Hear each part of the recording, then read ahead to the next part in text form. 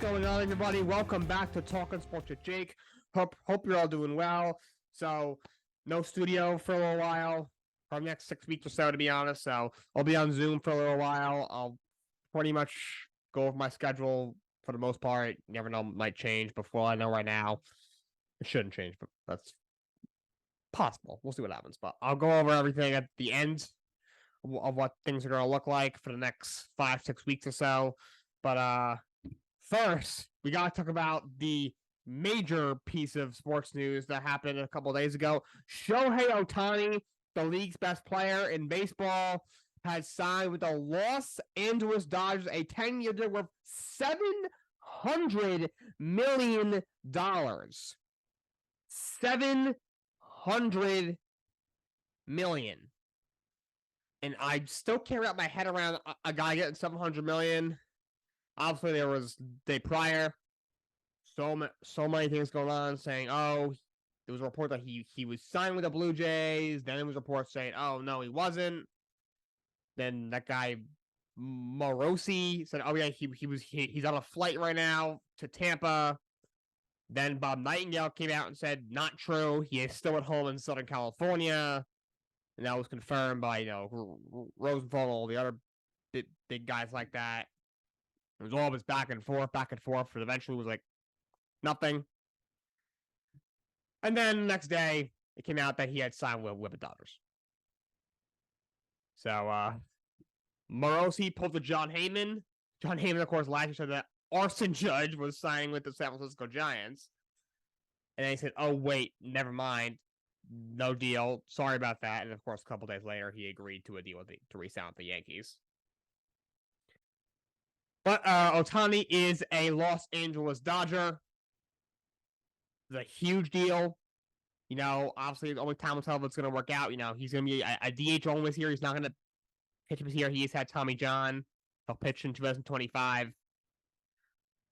But I don't think people realize when it comes to the Dodgers spending all this money, they're going to make a lot of his money back in the next month. They'll probably make, because of how much they'll make off of him, from advertisements and sponsorships and all that. But they're going to make so much of his back probably in the next few weeks. Yeah, and the Dodgers are already a freaking money-making machine already. Like Ohtani in LA is, the 800th most famous person, But he's a Dodger. That lineup is absolutely scary. You have him, Mookie Betts, and Freddie Freeman. I'm not sure what order they'll put them in, but those three will be all in a row, I assume. That's as frightening as it gets. And plus, you got, a guy like Max Muncy who's a 30-homer threat. Jason Hayward had a good year last year. You get Gavin Lux back, a former top prospect who has had trouble staying on the field. You can get him back. Will Smith's a really good player. That team is loaded. See what else they do. Their pitching could use a little bit of help. I assume they'll bring back Clayton Kershaw, but they may not see him for the first couple of months coming off surgery. I don't think Urias comes back as a free agent. A bit of a down year last year. Had the off-the-field issue as well. He might get suspended for a while for that. So they're going to need their young guys to Bobby Miller, Sheehan. All these guys are going to need to step up because the rotation, was really hurt them last year, and they're a little light right now. So we'll see if they make a move. The lineup's also pretty left-handed heavy. So do we make a move for a right-handed bat? I know they're going out to Yamamoto. So could he be a pitcher that they bring in? And I'm hoping and praying my Mets get him. They appear to be the favorites, but also the Yankees are right there, Dodgers are right there, and everybody wants him, obviously. But the Dodgers are right on him, so it'll be interesting to see what the Dodgers do. Because at this point, if you can't win the World Series with this roster, at this point, something's got to change. And the first guy to go we will be the manager, Dave Roberts, who I was calling for his job as soon as he lost with the Diamondbacks, and he's, of course, still here. Another big move happened since I last did a show. I covered this on Thursday on the firing squad with Justin Ashton and Liam. But Juan Soto has been traded to the New York Yankees. Trent Grisham, another veteran outfielder, is also in that deal going to the Bronx. Yankees send the other way. It's Michael King, a pitcher, Drew Thorpe, who's a prospect, Randy Vasquez, Johnny Rito, and Kyle Higashioka. So I think Sunil could have gotten more I mean, it's tough because he's a free agent at the end of the year, Soto, and he's been pretty apparent that he's not signing an extension. He wants to test the market. I mean, he turned down like $450 million from the National before he went to the Padres last year. Now, unless you're offering him a $500 million extension, I don't think he's signing an extension. And can you offer a guy an extension of $500 million? Like at that point, let him hit the market. Like at that point, the Yankees give out Michael King, who is a good pitcher. Is a guy who was a really good multi-inning reliever the last couple of years. He was in the rotation at the end of last year. Was probably going to be in the rotation this year. The Yankees rotation is a bit questionable after Garrett Cole. Rodon, awful year last year. Will he bounce back? Well, they're going to need him to, but can he? Is a big question. Montas didn't even pitch last year as a free agent. Severino's gone. He's awful anyway. You got Clark Schmidt pitched pretty well last year. The youngster, he'll be there. Cortez didn't have a great year last year, balanced some injuries, but the year before was one of the league's best. Can he bounce back? So a lot of question marks. So King probably would have slotted into like that fifth starter role. He's got, they give up Brito, who in spot start duty was okay last year. Higashioka's their backup catcher. He's been their backup catcher for a while. Really good defender, but not really a hitter. And then, Thorpe and Vasquez are prospects. That's, I believe, is a pitcher. I think Thorpe is an outfielder, Maybe Vasquez you might have wanted to keep because of the state of the rotation, but with Thorpe, they have so many outfielders now with, Verdugo, who was supposed to make the move to trade for Verdugo a week prior. Judge and, Soto and outfield, you have Stanton DH, and then you have Frank Grisham on the bench. You have a couple of prospects that are further along Thorpe, like, Everson Pereira, Jason Dominguez, who will probably play. If there's a spot for him, he'll play once he comes back from Tommy John, probably in like August or something like that, or September. So it's you didn't give a whole lot. You gave up the only guys who would have probably been a major factor this year is Michael King. Higashioka would have been their backup catcher. Vasquez was starting the year in the minors, as was Drew Thorpe. I'm not even sure they would be in the majors this year. And Johnny Brito would have maybe been like your fifth, sixth starter. The only guy who was going to truly make an impact right away was Michael King, who they gave away. So, Cindy obviously wanted to move him, realized after what happened last year, they got to shed some salary, especially since Blake Snell and Josh Hader are free agents. They're coming off a tough year. They want to re-sign them. They need some money. I guess they realized they weren't going to re-sign him, so they figured, let's get something for him, even though they gave up, half the world to get him last year. You get a young pitcher in King who you can evaluate. He'll probably be in the rotation this year, especially if Snell doesn't come back. I'm sure we'll see Thorpe eventually. We'll see Vasquez eventually. Could Johnny Brito get a shot in the rotation this year? And Higashioka, we'll see if he makes the roster as one of their catchers this year. So the Yankees, the only issue I have with the Yankees is is their lineup really that good? Okay, that and now feel about Verdugo, Soto, and Judge is incredible. I'm not sure who's going to go where. Judge is really a right fielder, but he's played a good amount of center for the last couple of years because they don't have a center fielder. Especially now with Harrison Bader being a free agent, I don't think he's coming back. Soto is really a corner guy, can replay all three. Verdugo's kind of play all three. He's a little better in the corner. If I had to guess, I'm going to guess they put Verdugo in left, Judge in center, and Soto in right. That's my guess. Judge has played very well in center field. He's probably their best bet in center. Soto's he's always been in the corner. And Verdugo's been better in the corner as well. That's where he's been most of his time. So then you have Trent Grisham on the bench as your fourth outfielder, and maybe Stan will be mixed in once in a while. He's they're DH because he's not as good of a defender as those other guys, and also he's always hurt. Try to keep him healthy, keep him from playing defense. So that hypothetically should help. Though it didn't really help last year because he missed a lot of time. Didn't help when he was healthy. He hit like 190 and that's obviously horrible. Also, they still need DJ LeMahieu to bounce back. They still need Giancarlo Stanton to bounce back. LeMahieu didn't have a great year last year. Stanton last year hit under 200, and his power wasn't as his home run totals weren't as great as they usually are. They still need those guys to bounce back. They still need Anthony Volpe, who was a Gold Glove as a rookie. They need his bat to catch up to his glove. He flashed it at times, but overall he hit like 200 last year. So they still need all these guys to go out there and have better years. And they need Anthony Rizzo to bounce back.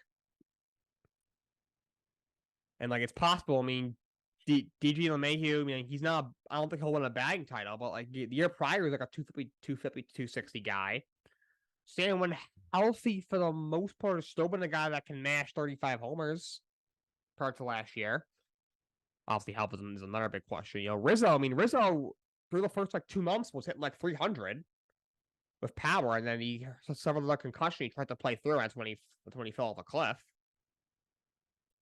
So they're gonna need these guys to bounce back, because if it's just even if Judge is healthy and he's going out there putting up huge numbers, if Soto's up there and puts up a huge number, and maybe Verdugo hit as we did last year, 260, 15 homers, 60, 70 RBIs. But if no one else is hitting, they're still not going to be good offensively. And also that rotation, I have a lot of question marks. After Cole, they need Rodon to bounce back. They need Cortez to bounce back. Schmidt, I like Schmidt. They still need one more guy, whether that's one of their prospects or they bring in somebody else. So to me, they need at least one more starting pitcher. Their bullpen overall is pretty good. Problem is their manager, Aaron Boone, is not a very good manager, if you ask me, and he mismanages it every year. He overuses them in the first half of the year, and their arms are shot. By the All-Star break, and they all get hurt in the second half. He wonders why, because you overused them, Aaron. So, kudos to Cashman for actually, making an effort, making the trade for Alex Verdugo, making the big move to get Juan Soto. So that shores up their outfield issue, which was a major issue last year. But, do they still have the firepower in the lineup? Like, the only reason I don't like with Yale is because you might give up 5 players for a 1-year rental. I mean, they have a killer year, and so has his typical, 335, 36, 108, 12 RBIs, 400 on base year, and the Yankees have a good year. I would think he resigns. I mean, as a Mets fan, I love if they went and got him last. If they sign him next year to stick to the Yankees, that'll be fantastic. But if Soto has his typical year, the Yankees have a good year. That left field porch, that short porch in right field, he's going to be hitting 50 home runs a year. He'd be stupid not to resign. But that's a whole other year away. So we'll see what happens. My main issue with the deal is I still think they need another impact bat, because they're relying on, a couple of veterans to bounce back, and then, some younger guys like Volpe to take a step forward, and just relying on a lot of guys to, be a lot better than they were last year. How many of them will step up? And their starting rotation to me is still a little messy. And they're going after Yamamoto, but we shall see what happens. But big move there. A couple other moves that happen. Arizona Diamondbacks bringing Eduardo Rodriguez, 4 years, $80 million. He had a really good year last year in Detroit. I think it was just over 3, maybe a little below. I think he made out 25 starts. So if he's healthy, he's a very good starting pitcher. Arizona needed another starter behind Zach Gallen and Merrill Kelly. Now they get it. So big move there for Arizona. The Red Sox, Yammer Candelario, 3 years, $45 million. He's a utility infielder. Had a really good year last year between Washington and the Cubs. He goes to Cincinnati. Craig Kimbrell goes to Baltimore on a 1-year deal worth $13 million. He's obviously had a very storied career. One point was, as good as a reliever as there was in the game. To me, he's a future Hall of Famer. I think the best reliever of his generation. Mariano was kind of like at the very end when Kimbrell was in his prime. I think he's a Hall of Famer. He's older now, not quite the same, but he had a pretty good year last year. So we'll see what he does this season. Forgot exactly where he was last year. Overall, he was pretty solid. I'll say Felix Bautista, who is one of the best relievers in all of baseball, was the best reliever in the American League last year, is not going to pitch this year because of Tommy John. So now, does Kimbrell close and you get Yenier Cano had a phenomenal year last year, be his setup guy, or do you have Yenier Cano close and have Kimbrell be a setup guy? But I good move for the Orioles, who I still think they need a big name starting pitcher. We'll see if they make any moves to address the rotation, which was exposed in the playoffs last year. It's clearly an issue. We got plenty of young offensive talent, obviously, but the back of the bullpen, the bullpen was phenomenal last year and has been for a couple of years. Honestly, they needed one more arm in the very back with Bautista injured, and they get that with Craig Kimbrell. A couple of other smaller trades. The Red Sox made a trade. They go and get Tyler O'Neill from the Cardinals. I think that's a really good move. O'Neill's been inconsistent the last couple of years, but if a fresh start, I think he could do something nice. A couple of years ago, he had a breakout year. Hasn't been able to follow up. He's got a lot of power. He takes a big hack. He's a great outfielder. He essentially replaces Alex Verdugo. He's more upside than Verdugo, I would say. Definitely has more power. Probably even better defender. So if O'Neill plays up to his potential, he's definitely an upgrade over Alex Verdugo. So I think that's a good move by Boston. Don't give up much to give up Nick Robertson and Victor Santos, two pitchers. And the Braves, who have just been making these really just random trades left and right, make another one. They sent Evan White, the minor league first baseman, former failed prospect who they got from Seattle. And then Tyler Thomas, some random pitching prospect. So they send those two guys away into the Angels for David Fletcher, their infielder.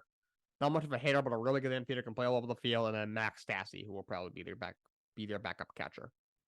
Though they already have Sean Murphy and Charles Star now, so most Star's a free agent, but I don't think he is. So I guess Stassi's just there for enough.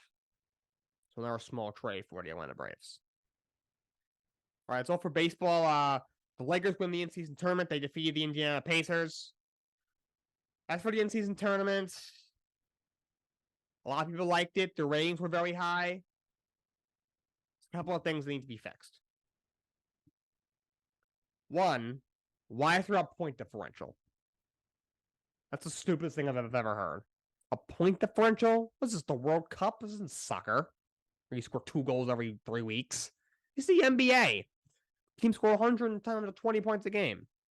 Get the point differential out of here. I want to see no point differential. Oh yeah, if you can win, or if you outscore this team by 16 points, you move on. Like no, please, no. I'm good, thanks. Get rid of the point differential. Like, just please, get rid of that. Get it out of here. So why is the reward $500,000? These dudes are making 20, 30, 40, $50 million a year. They don't need more money. Yes, you have to incentivize this tournament somehow, or otherwise it will not work. What I would do is say, okay, if you win, you are automatically in the play-in. If you end up making the playoffs, like in the top 6 of your conference, then it doesn't matter. Then the automatic play-in thing, it just goes by the boards. But if you make the play-in, now you're automatically in. Even if you have a worse record than a team that didn't make the play-in, you still get in. You can say, oh, is that fair? But if a team is significantly worse. To be honest, my issue with the play-in is like you're weighing in so many teams. If a team has 38 wins, let's say a team wins 35 games, but they had that one big hot stretch. They won the in-season tournament. They finished 35 wins, and they end up getting into the play-ins. Let's say they're the last team in, and they make it over a team of 39 wins. Is that fair? I can see how people say it's not, but if you win 39 basketball games, do you deserve to be in the playoffs? Do you really deserve an opportunity to play in the playoffs? You really don't. Like, come on. Like the first team out, I mean, in the East is a little stronger than the West. So the last team in the East is still about like a 500 team. In the West, you got teams winning 35 games, sneaking in the play-in. If you have 39 wins, you don't deserve to be in the playoffs you don't deserve to have a shot to play in the playoffs, to be in the playoffs. You don't deserve anything. You just weren't. You're not that good. 500 is obviously 41 wins, 82 games. You win for 41 games. You also have 41 losses. If you have 39 wins, you're a below average basketball team. The playoffs is not for a below average team. It's for the best of the best. So I don't have a problem with that. Also, what is these like customized courts? They look so stupid. I'm sorry. They look so dumb. Can we just play on the regular courts? The Knicks court looks the New York, like they have like the two New Yorks in two different colors. It looks like they were printing it out and the printer ran out of ink halfway through like the print job. I don't need like customized jerseys and customized courts for this thing. The Celtics court looks hideous. The Lakers court looks hideous, with bright yellow and purple. I know it's the colors of our jersey. I don't mind it on their jerseys, but on the court, oof, too much. So get rid of those. I'm not a huge fan of this in-season tournament, but the ratings were high. It was fun to watch. So, but make those changes because the point differential was stupid, and this customized courts thing is stupid. They all look horrendous. And also, the players don't need more money. They just don't. Give the team an automatic play-in spot. Which to me, I know for like the big teams, like the Boston Celtics, it's like we're gonna be at worst the second best team in our conference, third best team in our conference. If so, maybe you take the teams who the year prior were in the play-in and didn't make the play-in, take those teams. So that's what? So that's four. You have 8 teams that make the play-in between each conference. And there's what? So there's 20 teams that make the play-in and in the playoffs, and there's 10 other teams. So you take so that's what? Like 14 teams, whatever. So take like outside of the top 12 from the year prior, take the other teams, whatever the bottom 8 teams from the year prior, put them on the play and have them battle out, and whoever wins gets an automatic play-in spot. That's to me the only way you could do it. Yes, like the easiest thing is to give them give each player $500,000, but like for guys making $30-40 million, I'm sorry, $500,000 is like for like a normal person is like a dime.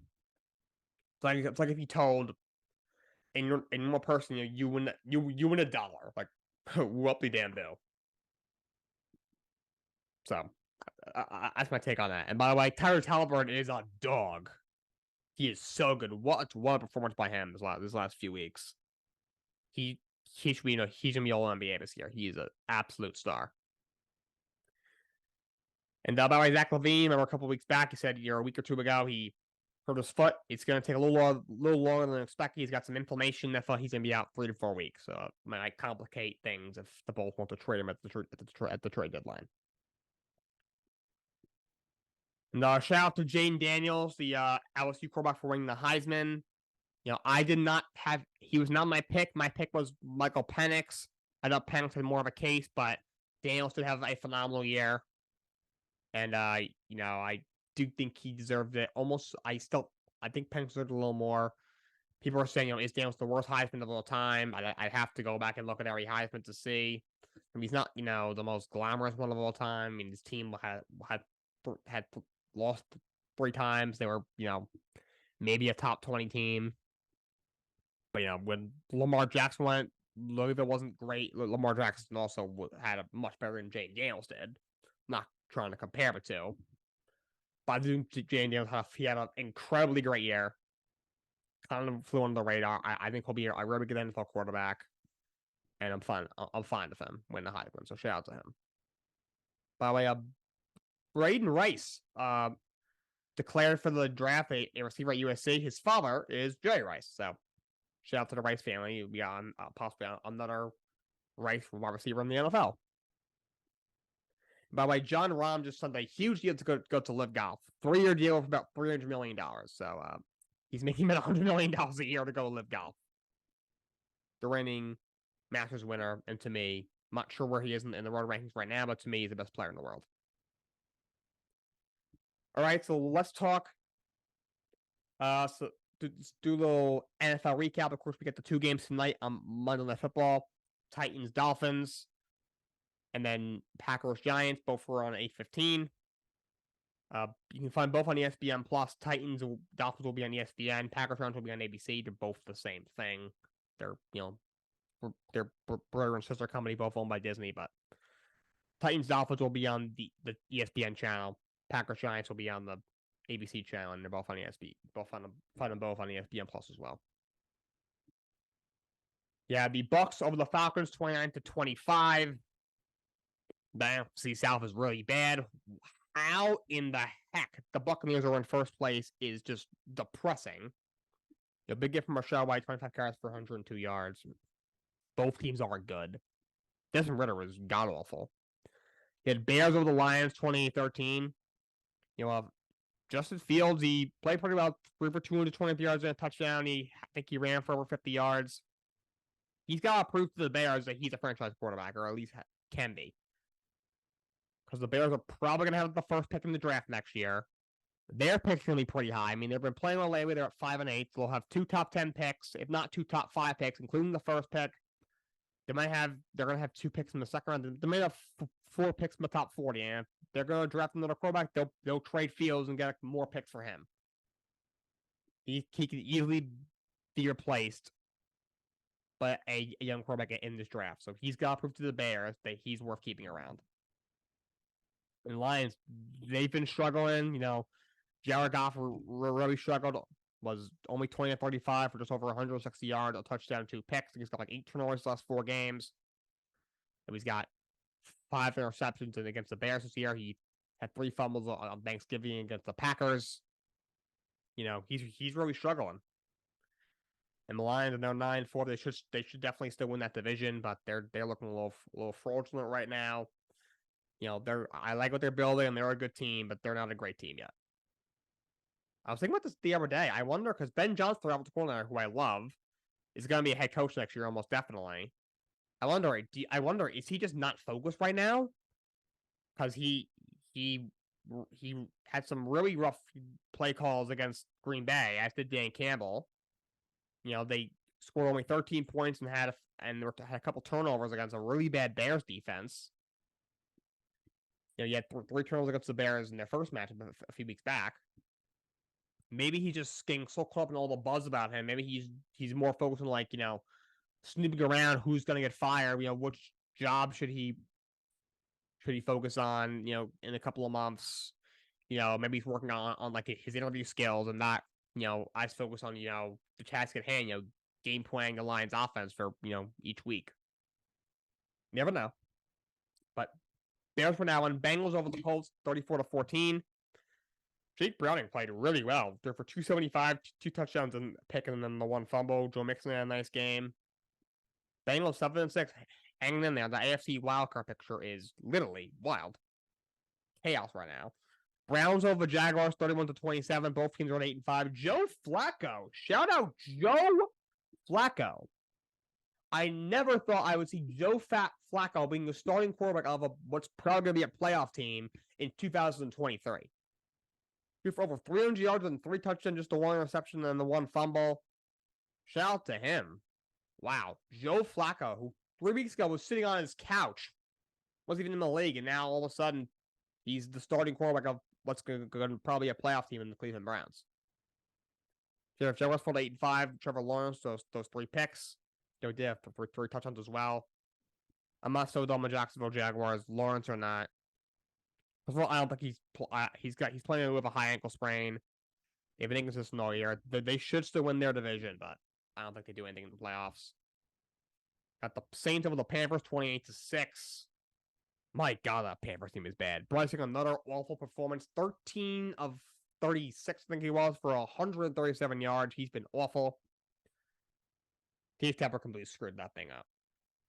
Him and Scott Fitter, they gave up what's going to be the number 1 pick in this year's draft. DJ Moore, who's a Pro Bowl caliber wide receiver, and 2 second-round picks for Bryce Young. He brought in, he fired his Frank Reich, after not even a year, who I didn't love what he was doing, but at the end of the day, Dave Tepper decided not to listen to his former NFL quarterback, head coach, Frank Reich, who wanted to see Dave Stroud, and decided to pick the guy he wanted than Bryce Young. And look how that's worked out. I don't get it. Dave Tepper is the worst owner in the NFL right now. It's not even close. Saints win 28-6. Jets over Texans 30-6, so Jets finally win the game. Zach Wilson balled out for 301 yards and 2 touchdowns, 108 yards for Derek Wilson in this game. First, Jets defense did their job. Unfortunately, CJ Stroud got hurt in that game. He suffered a concussion, so hopefully he's okay. But Zach Wilson, who struggled a bit in the first half, I think he was 9 of 15 for like 92 yards in the first half. Was 18 of 21 for 201 yards and 2 scores in the second half. This is just the one fumble. So if he can do that every game, never know. But obviously Zach Wilson is what he is. We'll see what happens. But he played really well. Jets pick up a win. They get to 5-8. Houston up to 7-6. Ravens beat the Rams 37-31 in overtime. They had a walk-off punt return touchdown by Wallace. You had Talon Wallace for 76 yards. Lamar Jackson goes for 316. 3 touchdowns and a reception. Also run for 70 yards. Kyron Williams ran for 114 yards for the Rams in the loss. Rams are 10-3 right now, the 1 seed in the AFC. Vikings beat the Raiders 3-0. Yes, a football game ended 3-0 in a really bad game. Josh Dobbs was awful. I think he was like 10 of 23 for 60-something yards. Nick Mullins was like 9 of 15 for 90-something yards in relief of him. I expect Nick Mullins to be named the starter going forward. Dobbs, the pass shots low run, unfortunately, looks like it's over. And Aiden O'Connell, he was awful as well. He drew for only 171 yards and the pick. 49 beat the Seahawks 28-16. Perry goes for 368, two touchdowns on the pick. Big game from Deebo Samuel. 49ers, they should be the odds on favorite right now. Seahawks are struggling. They're at 6-7. Bills over the Chiefs in the big game at 425, 20-17. Okay. I love Pat Mahomes, but he's got to shut up with this whole thing with the refs. Kadarius Toney is lined up off sides. I don't know what to tell you. Don't be mad at the referees.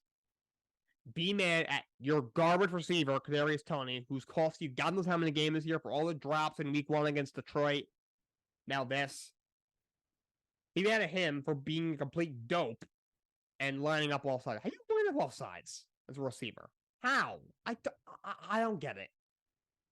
I don't get it. And when he shakes hands with Josh Allen, he yells in his face, "Oh, worst effing call I've ever seen."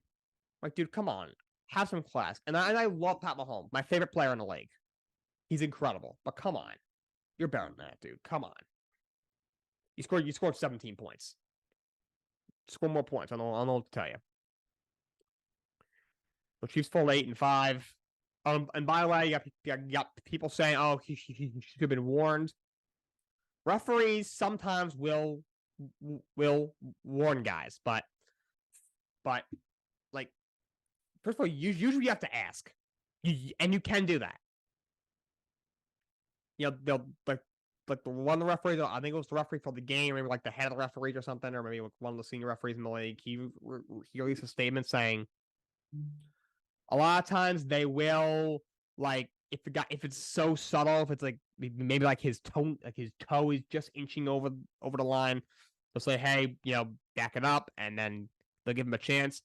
But if it's so egregious, they have to throw a flag. Like if you're running up like a yard over the line, there's not like flag, offsides. That's 5 yards. I didn't think they thought he was just lined up so far offsides. I mean, he was not like in D4 in the AFC Championship like 5 years back. Like that was bad. that was bad. There's nothing you can do about that. Like he's lined up in freaking Hawaii. He's lined up like a yard and a half over the line. Like it's like that was bad.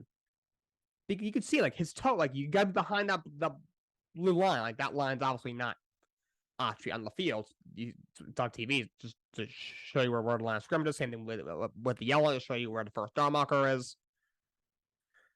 Like his toe was right on the line. Like you got to be behind the line. It's self-explanatory. It sucked because that was a great play. Mahomes to Toney, the Mahomes to Kelsey. Started running, and then the lateral back to Toney. He throws a pass back to Toney. He runs it in. It was one of the greatest plays ever. And Toney ruined it because he's a dope and lined up off sides. So Mahomes, be mad at Kadarius Toney for just being an idiot, and don't be mad at the referees. And I was just about to say before I realized I should explain that part first.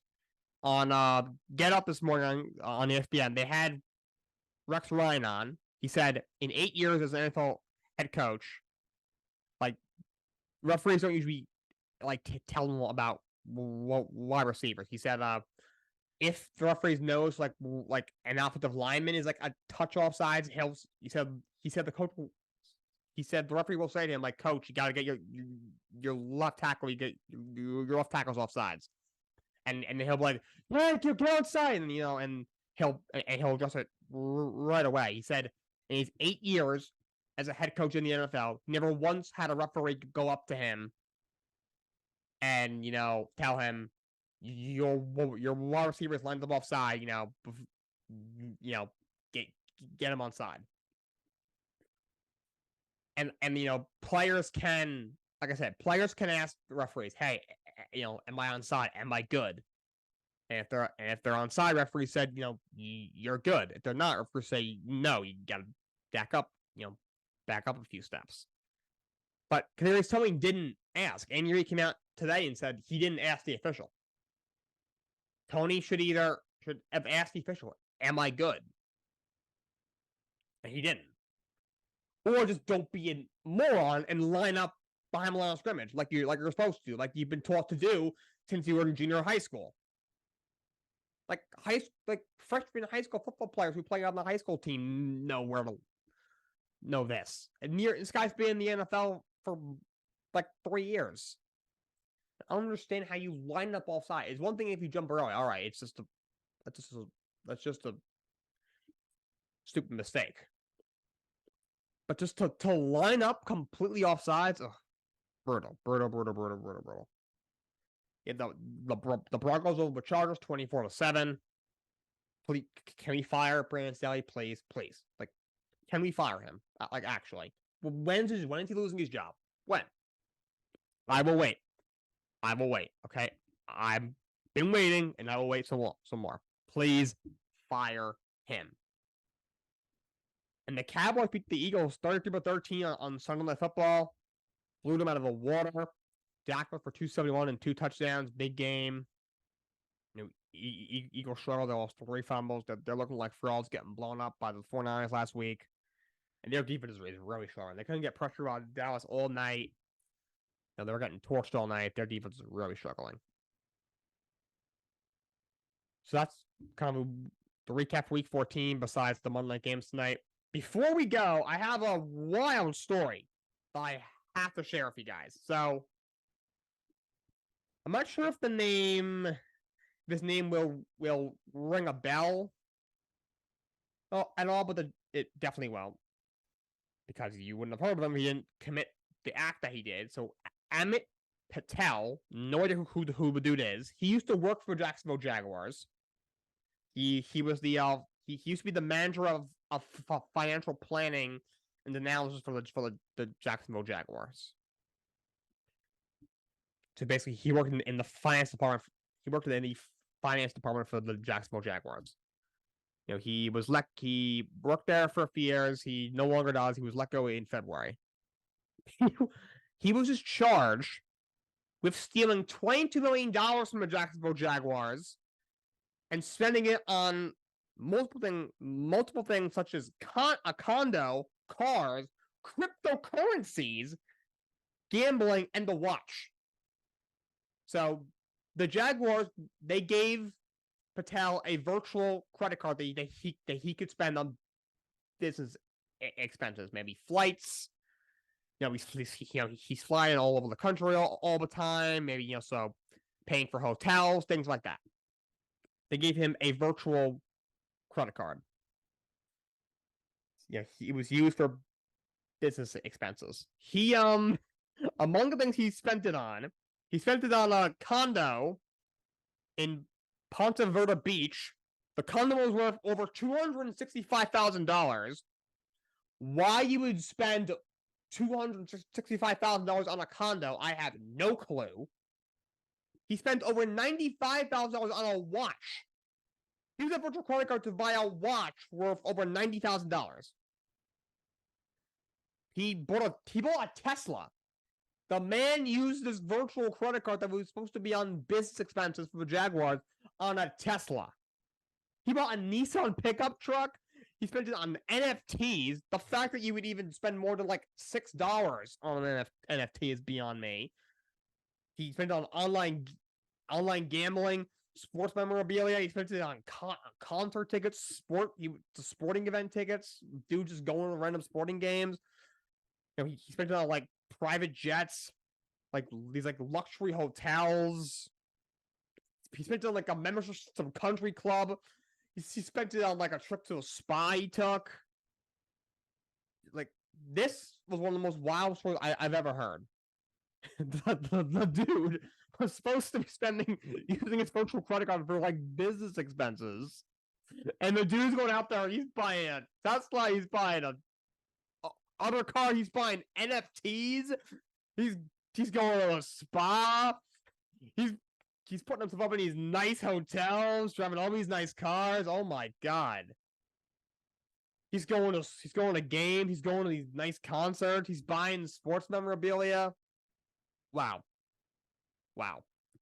The balls this guy has to have to do that is something else. That is something else. Apparently, the Jaguars, they've been cooperating with the FBI. The FBI is involved in this as well. Said that no other employees are involved. No, Patel's attorney has not been reached out. Like a lot of people reached out to his attorney. He has not responded, for a comment this time. Patel started working for Jaguars in 2018. He originally became he was a coordinator for financial planning and analysis. He eventually got promoted to being manager. And I guess once he got the promotion, he gave him a little bit too much of an ego, and he used his virtual credit card to buy literally everything besides this expense, what it was supposed to be. So, wild story that came out a few days prior. All right, that's all I got for you guys today. Most likely, I'll do a show tomorrow and Wednesday. Probably not Thursday. Not sure about Friday. And you won't see me till the day after Christmas because I'll be on vacation. And from there, I'll probably do pretty much every day of the week for the next 2.5, 3 weeks, and then I should have access to the studio by middle of January. That's all I got for you guys today. Until next time, so long, and have a great day.